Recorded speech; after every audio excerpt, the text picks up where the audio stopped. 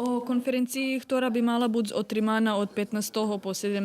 november, беседували Далибор Рожич, член Городської ради задluženий за культуру, pokrajinska sekretarka za kulturu, javne informovanje i odnošenja s vjerskima zajednicami Dragana Milošević i direktorka Heror Media Ponta Nataša Heror.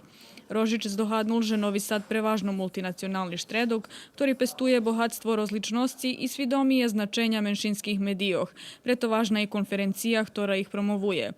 Von dodal, že toho roku bude zaintegrovana do plus dňoh interkulturalnosti projekta Novi Sad Evropska prestolnica kulturi 2021.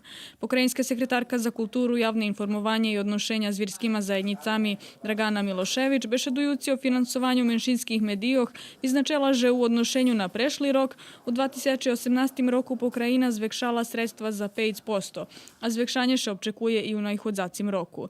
Direktorka Heror Media Ponta Nataša Heror predstavila program u 3 dňoh konferenciji i vyznačila, že ona nasampred za novinaroh, studentoh, predstaviteljoh organizacijoh, institucijoh, ktorí še zanimaju s položenjom menšinskih zajednicoh i ich pravami, jak i za štrednjoškolcoh, ktorí majú výborný predmet mediji i medijska pismenosť.